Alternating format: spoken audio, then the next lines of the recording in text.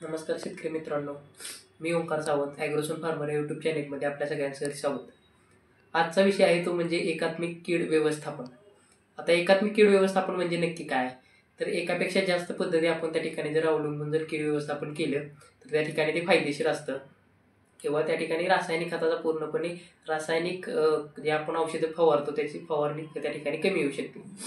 मग याच्या कोणकोणत्या पद्धती आहेत? तर त्याच्यामध्ये भौतिक पद्धत असेल, जैविक पद्धत असेल, आपली रासायनिक पद्धत असेल आणि पारंपरिक पद्धत असेल. अशा 4 प्रकारच्या त्या ठिकाणी पद्धती येतात. मग आता याच्यामध्ये नक्की काय करावं? तर त्याच्यामध्ये बघायला गेलं तर सुरुवातीला जर भौतिक पद्धत जर आपण बघितली तर याच्यामध्ये काय करावं? जेव्हा आपण एखादं पीक लावायचं असतो त्याच्यामध्ये आपण नांगरणी करत असतो. मग ही नांगरणी करताना नक्की काय केलं पाहिजे? तर नांगरणी करताना तुम्ही 1 फुटापर्यंत जर नांगर जर खोल लावला तर 1 फुटापर्यंतचे जेवढे जी कोश असतील किंवा जी अंडी कीटकांनी घातली असती, ती अंडी वरती येतील आपल्या मातीवरती आणि उन्हानं ते त्या ठिकाणी मरून जातील. तिथं त्या ठिकाणी आपल्याला बऱ्यापैकी किडींचा कंट्रोल झालेला दिसून येईल.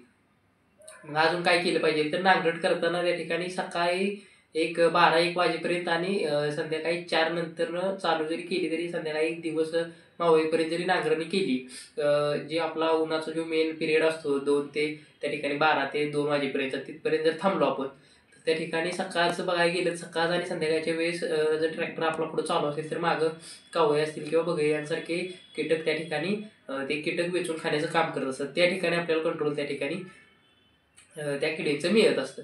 आता हे झालं काय झालं तर भौतिक पद्धतीने आपण एवढ्या पद्धतीने त्या ठिकाणी कीड व्यवस्थापन करू शकतो. मग आता ह्याच्या पुढचा कुठला येतोय मुद्दा? तर ह्याच्या पुढचा जर बघायला गेलं तर त्या ठिकाणी सापळे असतील. मग त्याच्यामध्ये कामगंध सापळे असतील किंवा पिवळे चिकट सापळे असतील, निळे चिकट सापळे असतील. या 2 चिकट सापळ्यांचा जरी वापर केला तरी आपण त्या ठिकाणी बऱ्यापैकी कंट्रोल घेऊ शकतो. आता जर तुम्ही कामगंध सापळे जर त्या ठिकाणी जर लावले आपल्या शेतामध्ये, तर त्या ठिकाणी तुम्हाला जी घाटे खाणारी अळी असेल किंवा पान खाणारे जे अळ्या असतील, तर त्या सापळ्याकडे त्या ठिकाणी आकर्षित होऊन त्या ठिकाणी त्या सापळ्यामध्ये त्या पडत असतात किंवा तिथं कंट्रोल येत असतो. म्हणजे निळे चिकट सापळे असतील किंवा पिवळे चिकट सापळे असतील, हे जर जेव्हा आपण पालेभाजी पीक लावतो किंवा अन्य कोणतेही जेव्हा पीक लावत असतो, तेव्हा जर आपण पिवळे आणि निळे चिकट सापळे जर त्या ठिकाणी लावले तर जे रस शोषक किडे आहेत त्याच्यामध्ये मावा असेल, तुडतुडा असेल, फुलकीड असेल, पांढरी माशी असेल, यासारखं बऱ्यापैकी आपल्याला त्या ठिकाणी प्रादुर्भाव कमी दिसून येतो किंवा त्या ठिकाणी ते जात असतं. मग आपलं तिथं काय होतं तर रासायनिक फवारण्या ज्या आहेत त्याचा जे केमिकल फवारण्या आपण घेतो त्या ठिकाणी कीटकनाशकांच्या वाचत असतात. अजून याच्यामध्ये आता नवीन पद्धत आली ती म्हणजे क्रॉप कव्हर. आता जर तुम्ही समजा कलिंगड पीक करत असाल तर त्याच्यामध्ये डायरेक्ट कलिंगड थोडंसं एक 4 पानावरती गेल्यानंतर डायरेक्ट वरून क्रॉप कव्हर टाकतात आणि सेटिंगच्या वेळेस जर काढले ती तर त्या ठिकाणी बऱ्यापैकी आपल्याला प्रादुर्भाव त्या ठिकाणी रसशोषक किडे असतील किंवा नागाळी असतील यांचा प्रादुर्भाव कलिंगड पिकामध्ये दिसून येत नाही. आता पुढची मेथड जर तुम्ही बघायला गेलं तर त्या ठिकाणी आहेत जैविक मेथड आहेत. मग जैविक मेथडमध्ये काय केलं पाहिजे जैविक पद्धतीमध्ये? तर त्या ठिकाणी तुम्ही बघायला गेलं तर जैविक जे जीवाणू असतात तर त्या ठिकाणी त्याचा जर आपण वापर केला तर त्याच्यामध्ये बघायला गेलं तर मॅटरायझियम असेल, व्हर्टिसिलियम असेल किंवा बिवेरिया असेल, यांसारखे जर आपण जर त्या ठिकाणी बायोपेस्टिसाइड ज्याला आपण म्हणतो इंग्लिशमध्ये, ते जर तुम्ही वापरलं तर बऱ्यापैकी त्या ठिकाणी कंट्रोल येऊ शकतो. पण हे कधी वापरायचं असतं? जेव्हा आपण सुरुवातीला पीक लावत असतो तेव्हा जर हे त्या ठिकाणी वापरलं तर बऱ्यापैकी त्या ठिकाणी कंट्रोल येत असतो. कारण हे जीवाणू मातीमध्ये जाऊन त्याची वाढ होते आणि मग ते कीटकावरती काम करण्यास चालू करत असतं. त्याच्यामुळे ह्याला थोडा वेळ लागत असतो. आपल्या रासायनिक औषधांसारखं याचं नसतं, लगेच चालू होत नाहीत. हे थोडा वेळ घेत असतात कारण हे जैविक आहेत किंवा जीवाणू आहेत, जिवंत जीवाणू असतात त्याच्यामुळे. याच्यामध्ये बघायला गेलं तर उसावरती खोडकिडी पडते तर त्याच्यामध्ये ट्रायकोगार्ड नावात असतं, ट्रायकोडर्मा नाही, ट्रायकोगार्ड.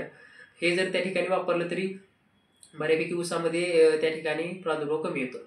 मग अजून काय केलं पाहिजे तर जे आपण शेणखत टाकत असतो ते शेणखत नेहमी कुजवलेलं शेणखत शेतामध्ये टाकलं पाहिजे किंवा शेणखत जर कुजलं नसेल तर एका शेतामध्ये कोपऱ्यामध्ये 2 कोपऱ्यामध्ये जर डेपो आपण मारून ठेवलं आणि ते जर कुजलं नंतर आपण वापरल्यानंतर त्याचा त्या ठिकाणी फायदा होतो.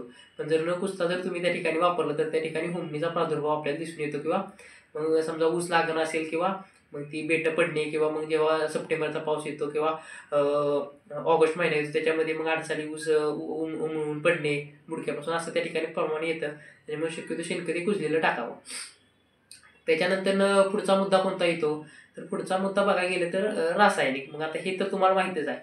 रासायनिक त्या ठिकाणी जर तुम्ही जर तुमचं जर समजा फुल सेटिंगमध्ये जर एखादं पीक आलं असेल, मग रासायनिक फवारणी करताना आपल्याला त्या ठिकाणी प्रॉब्लेम येत असतो. का प्रॉब्लेम येतो? तर जेव्हा आपली फुल सेटिंग चालू असते तेव्हा फुलात रूपांतर फळामध्ये होत असतं, तेव्हा ज्या मित्रकिडे आहेत आपले, जे आपलं जे फ्लावर आहे ते सेट करत असतात, तर त्या ठिकाणी जर आपण जर फवारणी घेतली केमिकलची किंवा कीटकनाशकांची, तर त्या ठिकाणी ते मधाची माशी असेल किंवा अन्य जे आपलं परागीभवन करतात, तर ते त्या ठिकाणी किडी फिरकत नाहीत आणि आपलं त्या ठिकाणी नुकसान होतं. कारण फ्लावर जर ड्रॉपिंग व्हायला चालू झाली तर मग आपल्याला पुढं उत्पादन त्या ठिकाणी त्याचं मिळत नसते. त्याच्यामुळे ह्याचा जर त्या ठिकाणी वापर केला तर बऱ्यापैकी तुम्हाला कंट्रोल येऊ शकतो. नाहीतर मग आताच्या काळामध्ये मग मधाची पेटी आणून ठेवणे असं प्रमाण करायला लागतंय. कारण माशी फिरली नसल्यामुळे सेटिंग होत नाही. सेटिंग न झाल्यामुळं त्याचा त्या ठिकाणी उत्पादनावरती परिणाम होत असतो.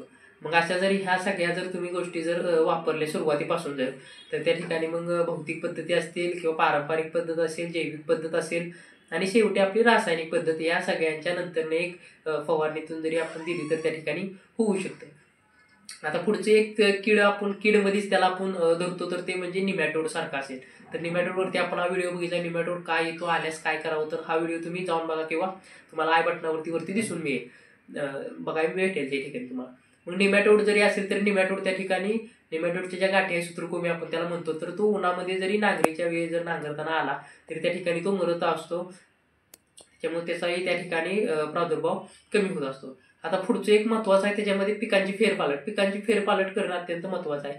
कारण जर समजा मका जर तुम्ही वारंवार त्या शेतामध्ये जर घेत असाल, एक उदाहरण घेऊ मकाचं आपण, तर मकावरची कीड जर समजा तुम्ही मका तोडल्यानंतर लगेच लावत असाल तर ती त्यांचं जीवनक्रम चालू असतं. म्हणजे एक त्यांची पिढी झाल्यानंतर दुसरी पिढी त्याच्यावरती अशी वाढणं त्यांचं चालू असतं. तुम्ही जर त्या ठिकाणी मका सोडून जर समजा कापूस असेल किंवा ऊस असेल किंवा असं वेगळं जर तुम्ही त्या ठिकाणी जर पीक घेतलं तर त्यांचा जीवनक्रम जो असतो किडींचा, तो त्या ठिकाणी तुटण्यास मदत होते आणि त्याच्यातून आपल्याला बऱ्यापैकी परिणाम किंवा प्रादुर्भाव कमी मिळत असतो. मग आता पुढचं एक आहे तर ती म्हणजे आंतरपीक.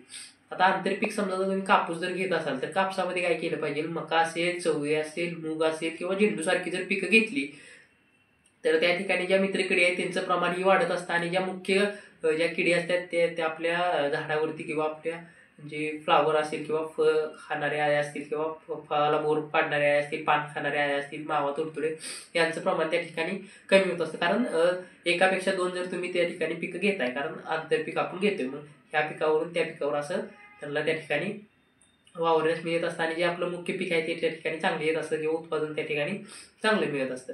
हे जरी एवढं जरी तुम्ही केलं तरी बऱ्यापैकी एक चांगलं त्या ठिकाणी उत्पादन आपण काढू शकतो किंवा किडींचा प्रादुर्भाव त्या ठिकाणी कमी करू शकतो. आत्ता बघायला गेलं तर रासायनिक जी फवारणी आहे त्यांचं जर प्रमाण जास्त झाल्यामुळे काय होतंय, तर त्या ठिकाणी रिजेक्ट माल होतात मार्केटमध्ये गेल्यानंतर, की त्याच्यामध्ये रासायनिक किंवा कीटकनाशकांचं प्रमाण असल्यामुळे. तर असं त्या ठिकाणी होणार नाही.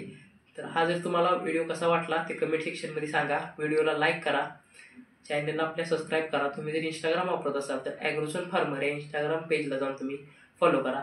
धन्यवाद.